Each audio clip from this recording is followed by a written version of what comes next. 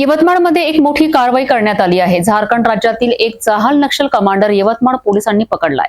स्थानिक गुन्हे शाखेच्या पथकाने 1.5 महिन्याच्या अथक तपासानंतर या नक्षल कमांडरला यवतमाळ मधील लकडगंज परिसरात अटक केली आहे। गडचिरोली जिल्ह्यातील टिप्पागड आणि झारखंडच्या बस्तर प्रदेशातील घनदाट जंगलांमध्ये नक्षल चळवळ सक्रिय आहे।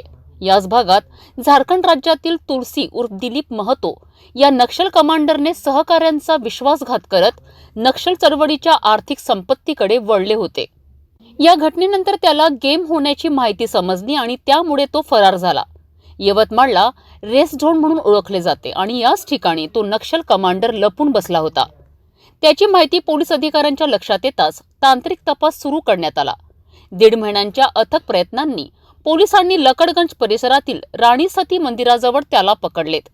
या कारवाईने एक गोष्ट पुन्हा सिद्ध केली आहे की यवतमाळ मुख्यालय नक्षल चळवळीसाठी सुरक्षित रेस झोन म्हणून वापरला जातो, जे पोलिसांसाठी एक मोठं आव्हान आहे। यवतमाळ पोलिसांनी तुलसी अलियास दिलीप महतो म्हणून एक नक्षल आहे, त्यांना आज आपण अर्ली मॉर्निंग अटक करून झारखंड राज्याच्या हजारीबाग पोलिसांच्या ताब्यात दिलेले आहे। हे नक्षल 1993 मध्ये नक्षल दलामध्ये जॉईन झाला होता। त्याच्यानंतर ते 97 मध्ये एरिया कमांडर म्हणून त्यांना प्रमोशन मिळालं होता। ते तिकडे झारखंडमध्ये 99 मध्ये काही मुठभेडमध्ये पण पार्टिसिपेट केला होता आणि त्यांच्यावर कमीत कमी 6 गुन्हा आहे हजारीबाग जिल्ह्यामध्ये। आता ते नक्षल आपल्याकडे 2004 पासून 2000 आतापर्यंत ते आपल्या यवतमाळ जिल्ह्यामध्ये राहत होता। आपल्याला 2 महिन्यापूर्वी काही गोपनीय माहिती मिळाली की इथे एक नक्षल राहतात म्हणून, पण आपल्याला पूर्ण डिटेल नाही मिळाला होता। त्याच्यावर आपण स्पेशल इंटरेस्ट घेऊन वर्कआउट केले।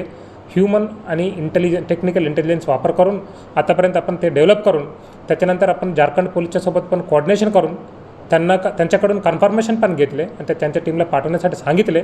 ते आल्यानंतर आपण ते अटक करून झारखंड पोलिसांच्या ताब्यात दिलेलं आहे। ते 2004ला यवतमाळ जिल्ह्यामध्ये आला होता। 2004 ते 2006 पर्यंत मारेगाव तालुक्यामध्ये होता।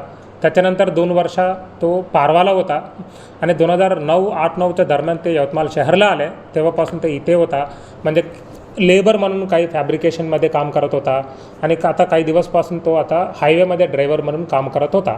त्यांच्याविरुद्ध आपल्याकडे सध्या आपल्या जिल्ह्यामध्ये काही गुन्हे नाही आहे, पण तो आता सध्या इथे दिलीप नावाच्या वर ते लोक ओळखतात, पण त्यांच्याकडे एक वेगळं आधार कार्ड आणि वेगळं ड्रायव्हिंग लायसन्स करून ठेवलेलं आहे।